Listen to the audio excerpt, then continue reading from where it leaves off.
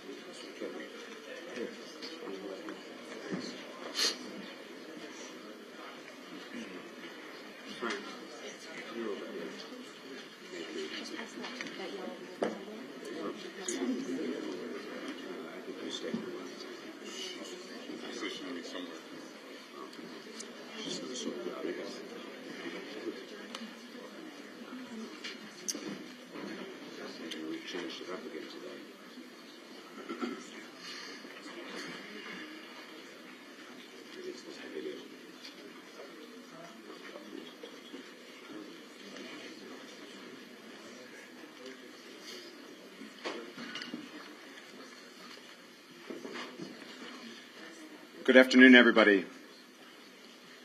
Welcome back to our daily briefing. I want to start by just acknowledging how the residents of Providence and the students and campus community at Brown are still feeling restless and eager for an arrest. And we understand and share that feeling. We are also eager for an arrest. The investigation is well underway, and we'll hear an update in just a second from Colonel Perez and Attorney General Noronha. But I want to reemphasize that in the Providence community and with the governor's help, really in the broader Providence community, we have tightened security and we have neighbors looking out for one another, and we will get through this. I know our city, and we are a resilient community, and we are a city that will support one another as we move forward in this scary time.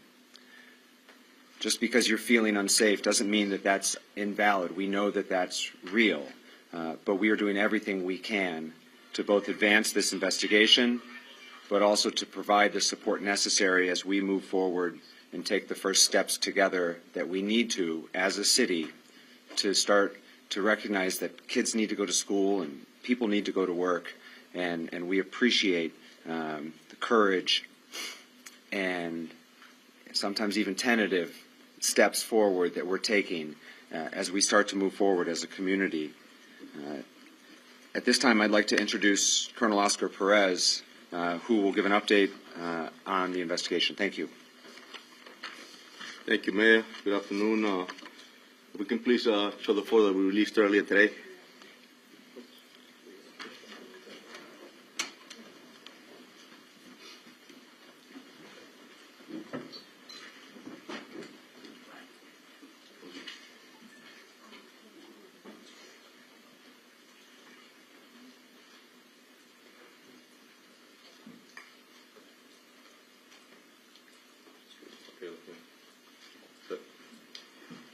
So we have released this enhanced photo earlier today, and I want to be clear that this is a person that we would like to speak with. We truly believe, based on the video footage that we have been watching for throughout a few days, that it may have relevant information to the investigation.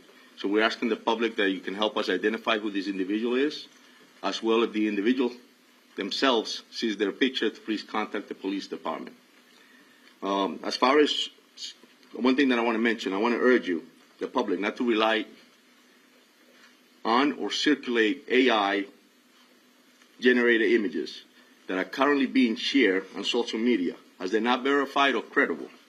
As well, the updates and information that you're getting will be provided exclusively through this department's official channels. I want to make sure that we make that happen, and please notify the public to make sure that that occurs. I would also like to clarify and show a map. Please, if you can play the map.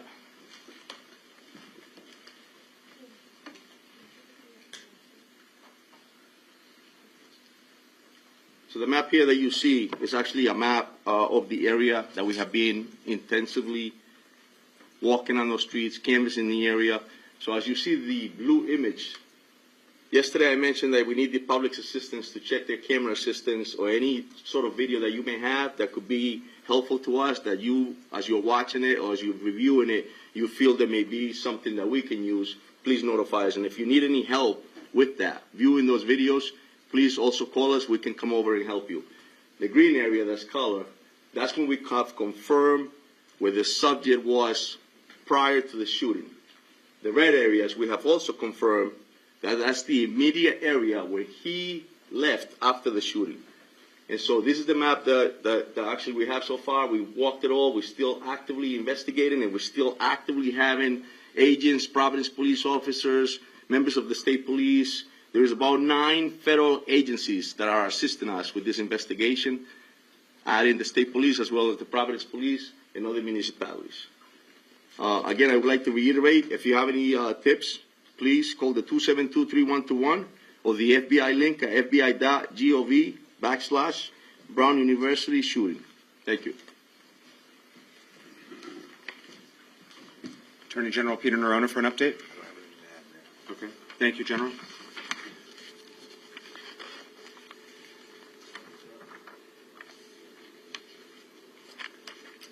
One additional update from me, and then we'll be happy to take your questions.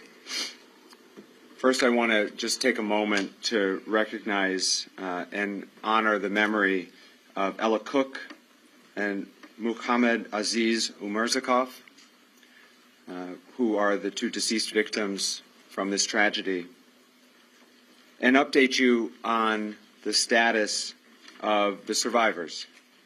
Yesterday, we mentioned that one individual had been discharged. I'm happy to report that another individual has been discharged today. That leaves 1 survivor in critical but stable condition and 5 in stable conditions.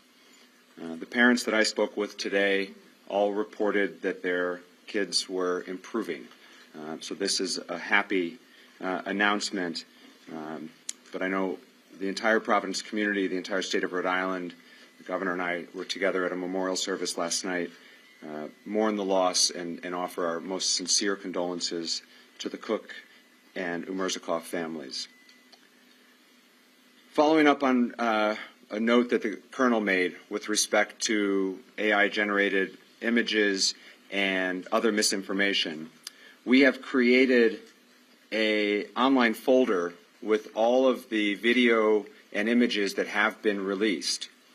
And we encourage both members of the press, but also members of the community. We know lots of people are sharing information, and we appreciate that. We think that will help with this investigation. But we encourage them to download and share the videos and photos from the website that has been created so that you can ensure that you're sharing an accurate and verified photo and video. That website is now live. It is providenceri.gov/tips, TIPS. providenceri.gov/tips is an online file folder that has the videos and photos that have been released to date, and it will be updated as we progress. There's been lots of conversation up here about the heroic work of the hundreds of law enforcement professionals who remain hard at work 24 hours a day and who are, in fact, making progress. I want to close with one additional thank you tonight. All of those tip line calls are coming into the city's telecommunications department, the same folks who answer the 911 calls, and they too have been working tirelessly. And I want to thank the men and women at dispatch and at telecommunications for their diligence. Everyone in the city of Providence truly has a role to play in this investigation, and we're grateful for their assistance. We'll take your questions. John. Colonel, I have a question for Colonel Jones. As he's walking around, I want to establish actually, what's the earliest that this person of interest emerges? I believe you had said Saturday morning at 10:30, but then someone else said maybe a couple days earlier. And I recognize that it fluctuates and this is evolving. But as of right now, what's the earliest that this individual, to your knowledge, shows up on a camera? About 10:30 a.m. on the date of this tragic incident. However, so like anything else, I also mentioned yesterday that they do case the areas. They do a lot of prior checking for their crime, and so we truly believe that it could be that possibly it was there prior as well. And so we want to make sure that we don't miss anything. And so that's why we're asking the public to help us to ensure within that map area that I mentioned with the borders between Wickeden, Brook, all those areas, Gano, that if you have a camera system to reach out to us. I was along I Street, Gano today. Tremendous number of federal officials literally going door to door. Would you say this? How would you describe? I mean, it just seems that this is probably right now the most massive, intensive manhunt going on in the world. I think I agree with you on that, John, and definitely commend the men and women, obviously, and all our federal partners. It's a lot of work, and it's intense, as you stated. It takes a lot to be able to knock on doors, see videos. There's terabytes of videos that you have to look, and I mentioned it yesterday. We're looking for a moment that takes almost less than a second. And if you miss it, you're missing something that could be critical and important for us to use. And so, yes, it's definitely an intense, and I believe that is probably the most intense investigation going on right now in this nation. Colonel, the second person that you want to talk to, can you drill down at all on any interactions that you believe you may have had with the main person of interest? Do you believe he talked to him? How close was he to him? Any interactions? What can you tell me? So yeah, we have video footage of that determines to us and the detectives that can tell that this person was in the vicinity where the subject of interest was that we wanted that we actually have an interest on. Close enough that we feel that we need to speak with them to find out what because videos don't speak. If you think about it, I wish the video could speak, and then I'll have the answers that we need to, so that we can continue on this investigation. So we're trying to find out exactly what it is, and that's why we need to speak with them. Please. Does this person, this new individual, have anything to do with why the person of interest was seen running in the surveillance footage? Again, I wish the videos could speak. We're trying to get those answers. And have you found any items of interest during your search, specifically clothing?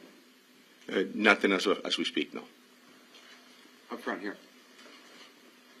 Who among law enforcement or other first responders was first on the scene that day, and who came next? So Brown University was on scene, and then immediately the Providence Police Department within minutes was there.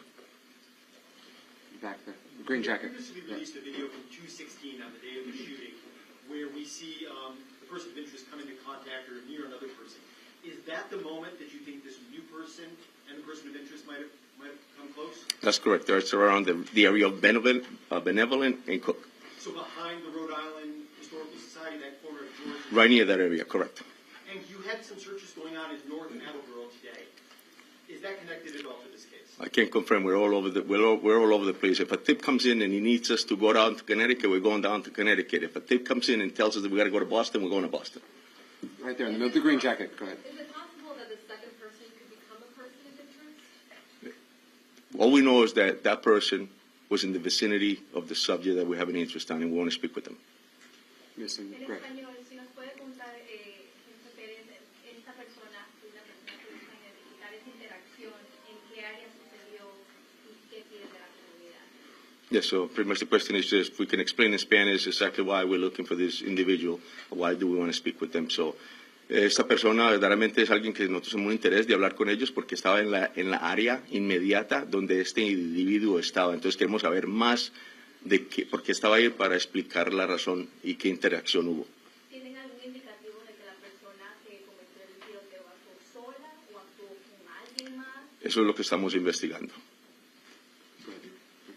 My question is, have you found any DNA evidence from the crime scene or the area that you believe might belong to the shooter? So we have found a lot of evidence that we need to, and we use and utilize it to hopefully guide us in the right direction in order to identify the individual that we're looking for. Any of that been DNA evidence? This actual physical evidence, there's DNA evidence, there's a lot of evidence that we're collecting to ensure that we can find the answer. Pat. I have a question for Attorney General Noronha. My understanding from your conversations over the last few days is that the Attorney General's office is taking the lead in terms of doing the investigation. My question is, what's the relationship between the Attorney General's office and the Rhode Island State Police? We haven't heard much from over the last few days in terms of who's doing what and what type of time commitment. And I do have a follow-up. Yeah, I wouldn't say that we're leading it. I think that we are working closely with our law enforcement investigators. So you divide, I think you can divide, in a case like this, the people involved into two groups. So there are at least five prosecutors that have been here since Saturday night. I've been here for a fair chunk of it myself, particularly after hours back at the office. But what those prosecutors are doing, Pat, is asking questions, helping to narrow and inform factual inquiries. Certainly when there's a question, all right, do we have enough to get a search warrant for a house or a car or a buccal swab from a person of interest? They're informing that. So in any complex investigation, both federally and stateside, prosecutors are embedded with the investigative team, and we bring our own heads to the investigation because we have been involved in writing search warrant affidavits and arrest warrant affidavits and wiretaps for years. And the Rhode Island State Police, what kind of role have they played in terms of investigating? And I still have Well, a quick yeah, the Colonel can answer that. But before you do, Colonel, I just want to make sure that I answer it as well. One of the images that I have most keenly in my mind from a couple nights ago is a state police lieutenant or Derek Melfi talking to John Permiano of the Providence Police, talking to Colin Woods of the FBI, and identifying a certain piece of video evidence that's important in this investigation. And that's how intertwined and cohesive it is, while prosecutors look on and engage at the same time. So I addressed this question a couple of days ago. So this is a very collaborative effort between all of law enforcement, between the Providence Police, the state police, all of our federal partners. We will continue to develop leads and follow that with the evidence that comes along with that until this perpetrator is apprehended. Great, thank you. I have one quick follow-up for the gentleman from Brown University. Yep. Can you say for the record and with complete certainty that every bit of digital mass surveillance, whatever type of evidence was collected by the infrastructure of Brown University has been turned over to the Providence Police Department as well as the Attorney General's office? Is the Brown University withholding anything, for the record? For the record, we are cooperating 100% with law enforcement. We are turning over everything we have to assist in this investigation. And you have a map, and they are fully aware of whatever surveillance is being taken? All materials are being provided to law enforcement. Tom. Mayor, thank you very much. Regarding the new person of interest video, who may have had contact with the primary person? Does law enforcement not have the capability to identify and find someone when you have like full face recognition without exposing them to public scrutiny? Another follow-up.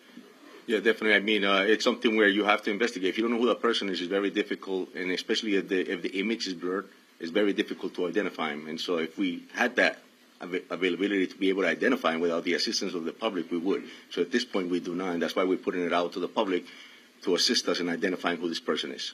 And then with this person of interest that you're looking at today, or this subject that you released today, are we sure it's a man? I know it was brought up in the question before, it could be a man, but are we 100% sure it's a man, or could it be a woman as well? It's a person that we would like to at least speak with. But you don't, there's no giving a gender at this time? No, there isn't. Colonel, there's a black Patrick. satchel that the main person of interest was carrying. In some images, he is seen with it. Some images, he is seen without Sorry, it. man. Have you recovered that black satchel? Do you know if can you tell us whether he was wearing that strapped over his shoulder? Yes. Was he wearing it before the shooting, after the shooting? He's wearing it at times, definitely on and off, and I think I addressed that yesterday. Obviously, that we see him in the video with it, and then at times we don't see him, just like you stated. So we're assuming that he actually hid it under the coat that he was wearing, but we don't have it, no. Patrick. Colonel Perez. Yes. The map that you showed, it looks like the perimeter has moved south into the Fox Point area from the immediate places where we've seen video footage. Can you tell me why the level of interest has moved south of the shooting site and into the Fox Point area? Is there new video footage? Is there additional evidence that points towards that area? I mean, the investigation is intensive, so we're following his path. And he's getting us, the last place we saw him was right at Ives near Pittman. And so that's sort of south, and we're going to continue to check, but that's the last place that we saw him. That's why we moved south, and we may continue to move. It all depends. We want to see as far as we can, how far we can go to identify him. Are there any other sightings or anything else down by that you've extended it all the way to like Wickedon, where we don't have any? Correct. We're at Ives and Pittman right now, but potentially could lead us further down to Butler. It could lead us further down south. So we just want to make sure we cover enough. Steve. Colonel, can you now explain to us 5 days later how many students were in that classroom? Sadly, 2 lost their lives, 9 others injured. Encouraged about the update today. But can you now say how many kids were in that classroom, and did the gunman come in from the back so these people never knew it was coming, or did he come in front with full view of everybody? And that's all part of the interviews, and actually we're cooperating with Brown to get the roster. That was a study hall, so we don't have the number. We're still getting information as far as who was there. I know Brown sent out an email to the students to notify us if they were present, and we're still getting that, so I can't give you an exact account now. Okay, and then just to follow up, you did say that you lost sight of the gunman at some specific road Correct. outside of your perimeter. No, it's within the perimeter, Steve. Yeah. Right, and then what happened to him after that? There's no, you have no video where he could have gone from there? We're still out there as we speak. There's people out there, detectives out there, there's task force officers. We're trying to figure out what other locations we can find, but we haven't found anything else. But we're knocking on doors and making sure, and that's why I'm putting out the call to the public to assist us. If you happen to be within that box, that borders exactly where we want you to look, then that's exactly why we're here. Second row here. Yeah. Inside the classroom, you've done your interviews, you continue to do your interviews. The description that eyewitnesses are giving, does it match the primary person of interest? And what can you say more about the weapon? You know that the TA said that he saw a gun that was so big and so long. Is it possible at this point that the gunman had multiple weapons? Can you swear that? Yeah, there's definitely, the interviews are definitely telling us that that's the description that we have. And yes, they're describing the weapon. Some people obviously can think it was chaos. And so, but we're definitely getting some info as far as what the weapon looked like and exactly what was going on in that room. So You don't think there's multiple weapons? no, just that individual. I just want to jump in here too, because you mentioned a long gun. We are not in a position to say, unless the chief, you want to square it, whether this was a long gun or not. I think that there's been an account from the TA. There are multiple accounts about multiple things, including how this gunman approached the victims. Those are not details that advance the investigation. Why not? They don't advance the investigation because as we interview witnesses, we don't want them to learn facts from these press conferences. We want them to relay the facts that they have in their heads, including a person of interest. So we don't want a person of interest to shape what they're telling us based on what we know as expressed to you about those kinds of details, sir, that you asked. So we're being careful about the facts that we're sharing for that reason, so that when we talk to witnesses, what we're getting is their factual recitation. And as you might imagine, in a situation where there is chaos, and look, people are ducking for cover as well, they should have, you are going to get different accounts, and part of what's going on now is reconciling those accounts. And I don't know if, Chief, if you want to weigh in more about the weapon, but I don't want anyone to leave this room thinking that this weapon was a long gun, because that would be a misperception from what I know. Alex. In the video released yesterday, it appears that the person of interest is going by a police cruiser that has its lights on. Does that mean that the dash cam in that cruiser was on and activated, and have police been able to recover anything useful from that video? So that was a brown police cruiser, and I'm not sure if they have body cameras in their cruisers. I don't think they do. Dash cam. That's, Okay. I don't want to answer and then the my chief. next follow-up question would be, are you working with flock camera experts to try and recover anything from those cameras? So as you know, we work with Flock, we have LPRs in the city, and we're utilizing every resource we can. Yes, Alex. Yeah.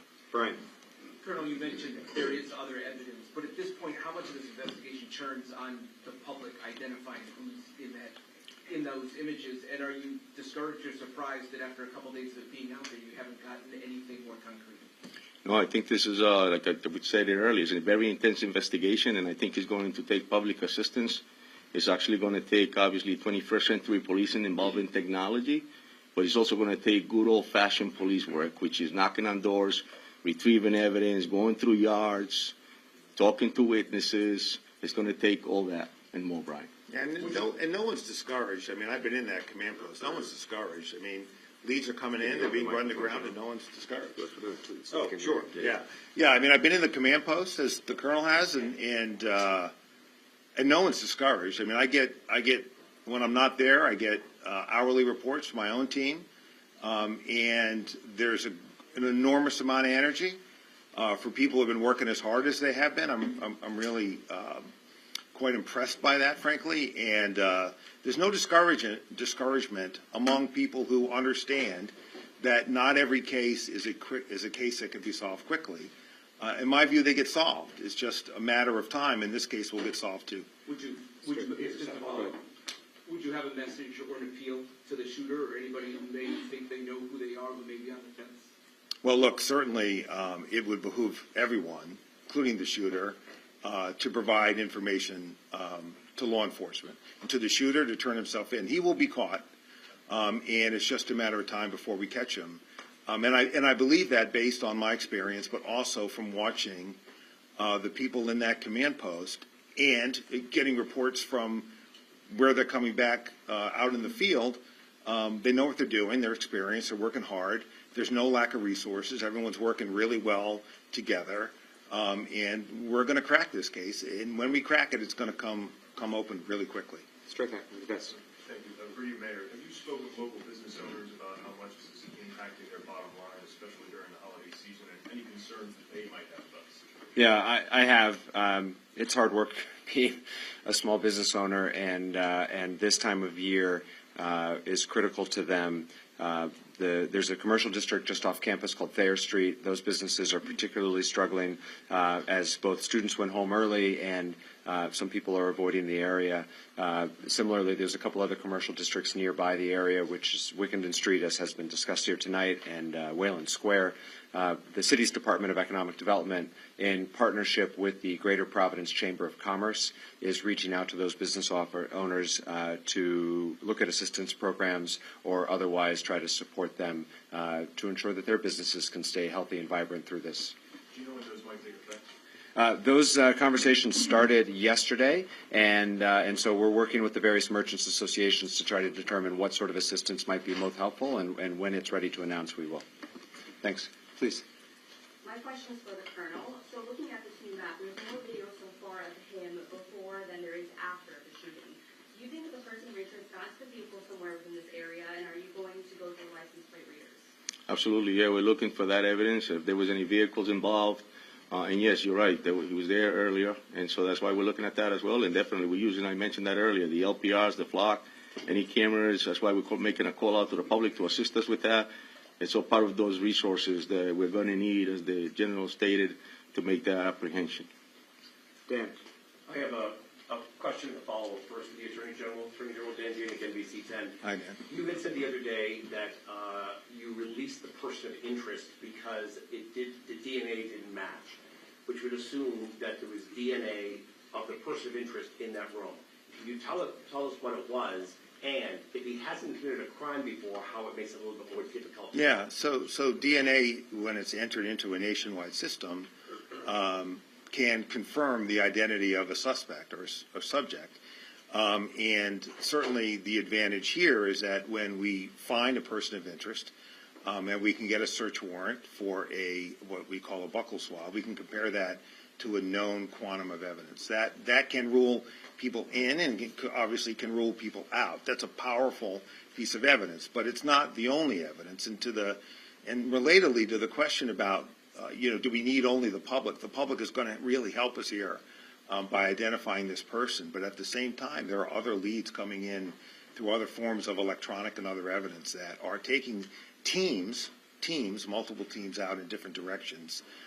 And we're able, through a variety of means, not just DNA evidence, to rule people in or rule people out. And it's a combination of really impressive work by, vector experts in various forms of modern law enforcement techniques.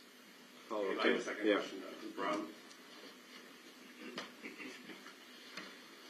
So I asked this question out of deep respect, but I asked it for a lot of parents who are frustrated who reached out to me, so please keep that in mind. And they want to know how a school with a $9 billion endowment does not have cameras on one of the older buildings at the edge of the campus where this happened, not even in the front door, who's coming and going. Now, they asked this question knowing that the shooter may have done whatever he wanted, but the cameras, A, would have deterred, or B, captured a better look at him, and we wouldn't be here today 5 days out. I want you to explain that, because there's a lot of parents who are wondering, where are you investing your money?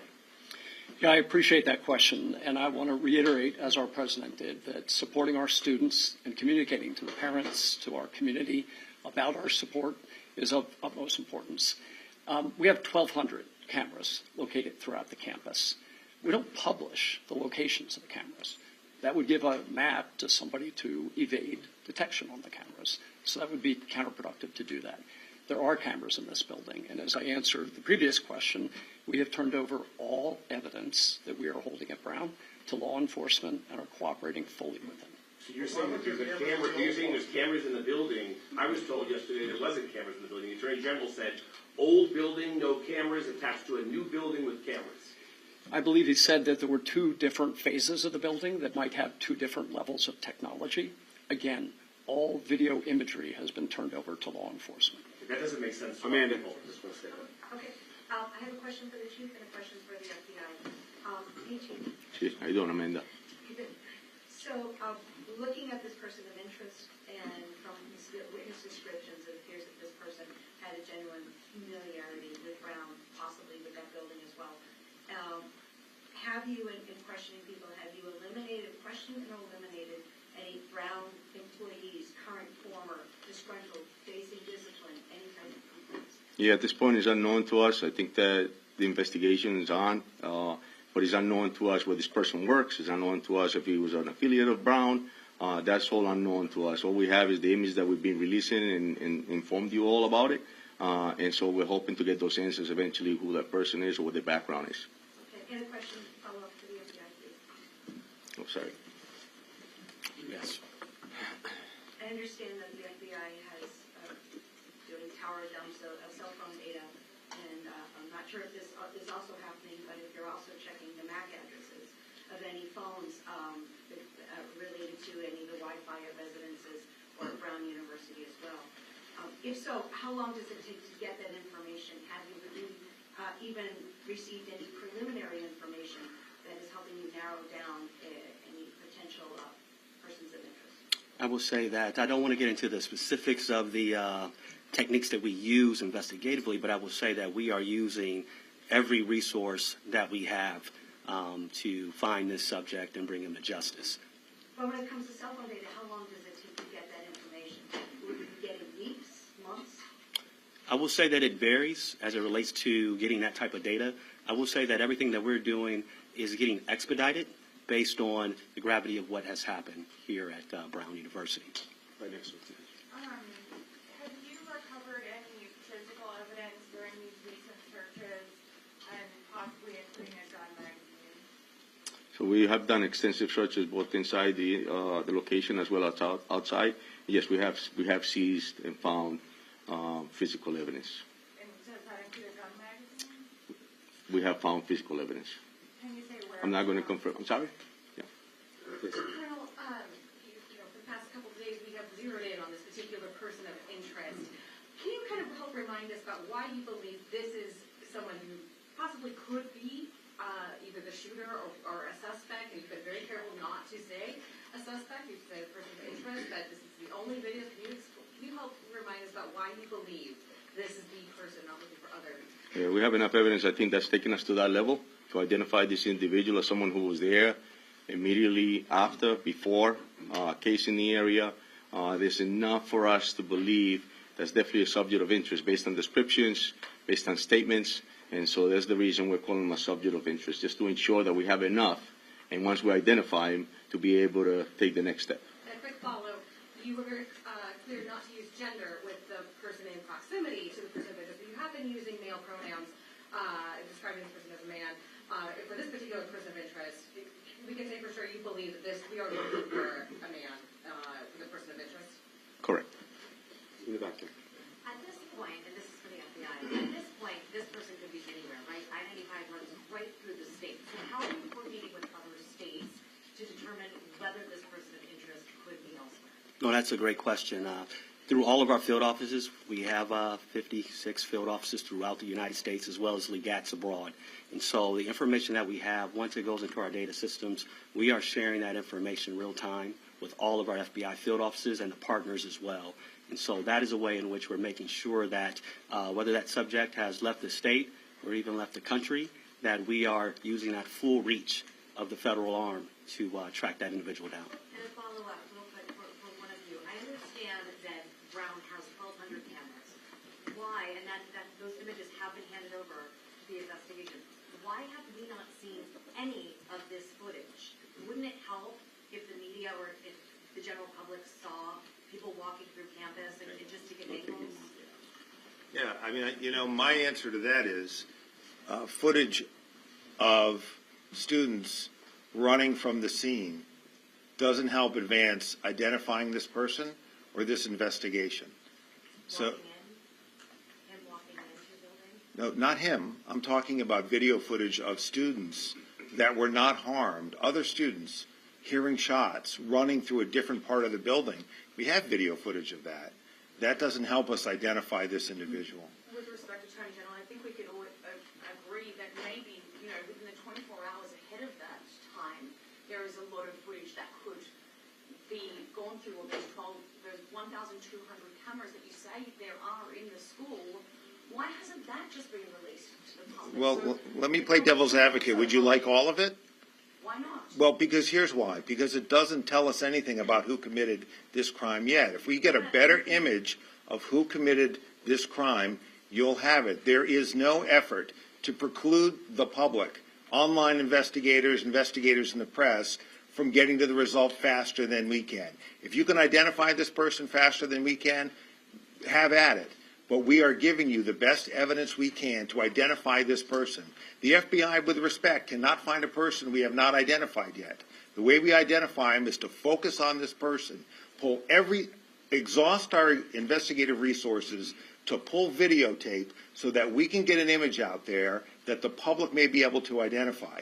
At the same time, exploiting other evidence to try to track this person in different ways, which has been going on for the last 72 hours. So, what does that look like? What that looks like is information coming in from the tip line. The team runs it to ground. They rely on other evidence, the flock cameras that the Colonel referenced, other electronic data that Amanda's referring to, and you can rule that person in or out. When that person is ruled out, you move on to the next one. The way the public helps us now is to help us identify this person. Okay, but that's not the exclusive way we're going at it. But it does not advance our investigation to have reams of data out there that don't help identify the shooter. And we're confident of that. My follow-up question just to that was as well is, we speak a lot about the public helping as well, and we know that the FBI is involved. But 5 days, a person can get very far in 5 days. what other state police departments are helping with this, and do you have any indication how far this person may have gotten in this time? Oh, go ahead, Carl. No, I got it. So pretty much, it's a great point, and that's something that we're considering. Obviously, he could be anywhere. You're right.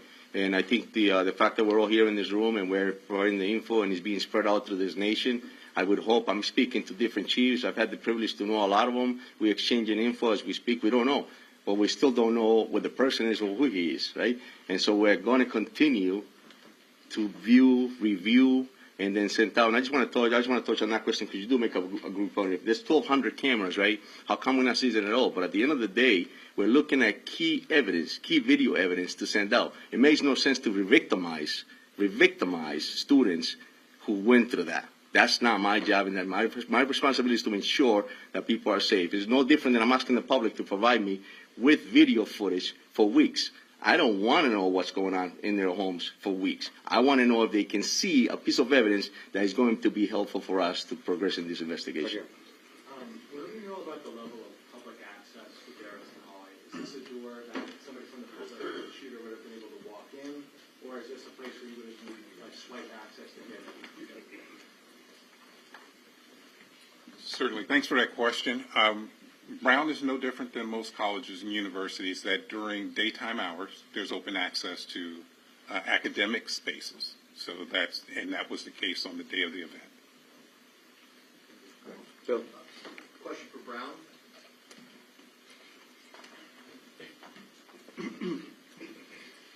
There are some buildings on campus that have what the private or non-police security guards posted at the front entrance. Was there a security guard ever posted at the engineering building entrance? If so, were they there that day, and what did they do? And if not, why not? So maybe I'll ask our chief of police to speak to that.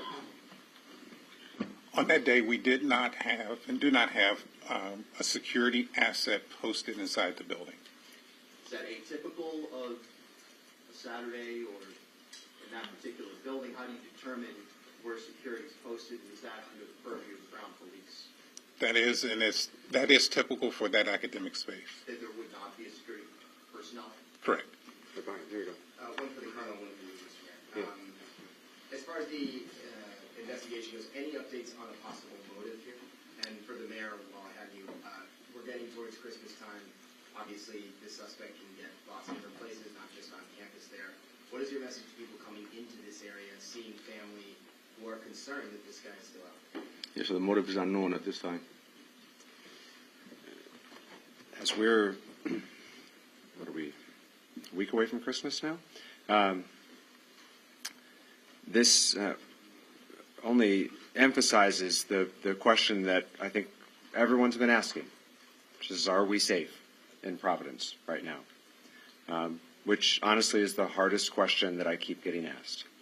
And whether it's the holidays or not, but with the holidays, we expect even more people to want to come home and celebrate with family and share the traditions that, are seared in all of our brains of holidays with our parents and loved ones.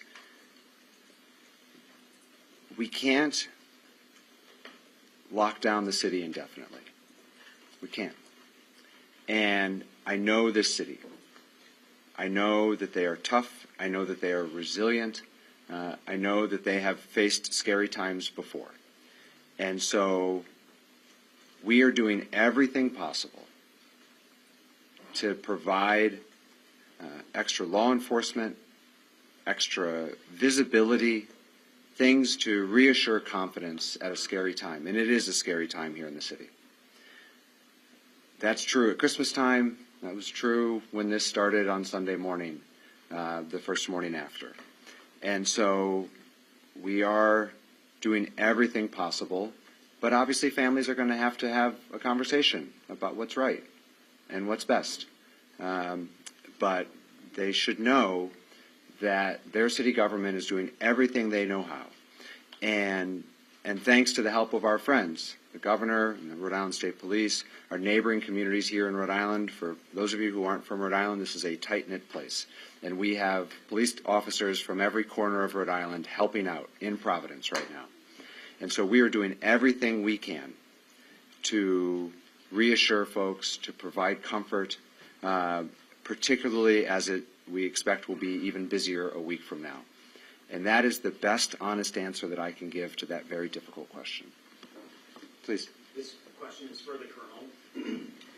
I know you've been interviewing survivors, specifically survivors that were in that classroom where the shooting took place. Have any of those survivors described the person of interest as the shooter, or have they given a physical description of the shooter that is similar to the person of interest that we've been shown? That's correct. Yes, they have. Yes, they have. They have. Yes. Can you tell us how many actionable tips No. you've received at this point? Happy to see Steve Klompkin. Thanks very much, Mayor. And a two-part question, both for Colonel Perez and Mr. Doxley, FBI. As you've expanded the area that you've appealed to people who may have cameras within about an 8-block area, is it fair to say that the calls of people with cameras have tailed off, that you've gotten about all you can get? We're still getting info. We're still getting calls, and we're doing a lot of knocking on doors, and it's been extremely helpful. So no, we're not done. We're going to continue to expand, and we get calls, and sometimes just knocking on doors alone is providing us that evidence. And notwithstanding the fact the FBI issues a bulletin to all of its field offices and so forth, is it fair to say that until and unless you get a picture of this guy stepping into a car, you're not going to, basically, you're starting from square one? You don't really have a sense of who he is, where he's going, and how he's getting there. I would say, as it relates to the FBI, as well as our partners here, any information that comes in, that has not tailed off at all. And I would say one thing that remains constant is we will always need the public's assistance in anything that we do. No matter what you guys may see on TV, we will always need the public's assistance. I say as it relates to that, any tip that comes in, the information that we get, we're able to aggregate that and push out, not only to make links with other FBI field offices, so in a way in which we can follow that lead all the way to ground. And so the information that is coming in, we are pushing that out throughout our field offices, throughout our partnerships into that community, and then we get it back as well. That's helping us to cross off leads in which are not valid, and then to push on leads that are valid as well. But without that, I don't know if it's a video or something that shows him stepping into a car and you get a plate or something along those lines, makes your job that much more difficult. Yes, and I mean, I think we've mentioned this job is painstakingly difficult, but we've signed up to do it. As the AT mentioned, we have not lost any vigor or investigative rigor as we've gone forth into this. I will say that evidence that you're talking about sounds more like a smoking gun. Oftentimes, within my experience in the FBI, and I'm sure our partners as well, we get seeds. We only get seeds. And then we, through that hard work, as the Colonel mentioned, we end up building that story. We put that puzzle together. That's what we do. That's what we signed up for, and we're committed to that, to this community, to help do that. In the back there. Yeah. Thank you. Colonel, I want to follow up on one of my colleagues over there. You mentioned old school police work, and my colleague mentioned crossing people off the list, like basically making sure it's not that person, it's not that person. In homicide investigations, isn't it usually someone close to the victim? And if so, and the person also seemed to have no ground somewhat, have you knocked off every single person from ground? When I say knock off, meaning they didn't do it, from staff to students? Yes, of course. I mean, investigations, and I don't think that in every homicide, everyone that commits the homicide is close to that person. That's not something that happens. But we have obviously eliminated those strong leads that come up as strong leads. As a tip comes up, we label it as a high priority, medium priority, low priority. And yes, once we vet it through and make sure that we cover everything and we prove that that person has nothing to do with it, absolutely, we clear it out. Yeah, and if I could I just want to just jump in here to clarify that. So clearly, one of the things the investigators do, or maybe not so clearly, is that when you have a victim, you build back all of the relationships. You do that in any case. And so you build a profile of your victims so you know who may have threatened them, what they may have said that might have caused somebody to react a certain way. So, yeah, that work is ongoing in conjunction with all the other work we're doing. But from where I sit today, there's been no development of any evidence that suggests that that's what drove this shooter. That could change, but there's nothing that we have recovered or analyzed to date that suggests that it was specific person motivated. Again, it could change, but we're 5 days out. That work is being done, and there is nothing that suggests that at this time. Last question. This is for law enforcement and potentially Brown, but 5 days have passed. How is it possible that we still don't have a clear idea of who was in the classroom during the shooting? 5 days have passed. It could be 6 days. We were hoping that only 1 day passed. Unfortunately, investigations, as this nature of investigation, as intensive as it is going to take time. And it's going to take a lot of time to be able to interview, seize evidence, examine it, to come up with the right person. But as the general stated, a person is going to get caught. We're going to do our job, and we're not going to stop until we do. And so we're going to continue. It could be later, it could be tomorrow, but we're not stopping until we find them. But surely there's a log or summoning of people entering that classroom in particular, no? No, I'd be happy to speak to that. So at this time of year, we have final exams taking place. We also have study sessions taking place. That particular classroom, it was a study session. Had it been a final exam, we'd have a roster, we'd handed it over. We know exactly who was in the room because everybody shows up for a final. The first study session, it's elective. We're finishing the answer. Ronaldo. It's elective. It's elective to turn out for a study session. So we don't know exactly what fraction of the overall roster turned out for a voluntary review session. So there's no physical log, just to clarify? Law enforcement is working to reconstruct that, but there would not be a formal log. The camera in that building that Brown put up because the sanctuary city law that we have, you don't want to record illegal immigrants, and you don't want to provide the footage to the FBI or immigration authority. One camera in that building, it come out from your detectives, they are friends of mine, they're angry at this investigation that these people in Brown University put the camera up, they can identify that person. You imagine how the family want to go through? Tell the truth to the media here. Putting cameras off We heard from both the Brown Police Chief and the Provost at Brown, who have shared that they have been fully cooperative and been forthcoming with all data and evidence that they have. The City of Providence's experience is the same, which is that Brown has been entirely cooperative and collaborative and fully sharing with us. We will be back here tomorrow. Once again, if you are not on the press list and you would like to be updated, please see Camille. Otherwise, we will see you all tomorrow. Thank you. Yes, at 4.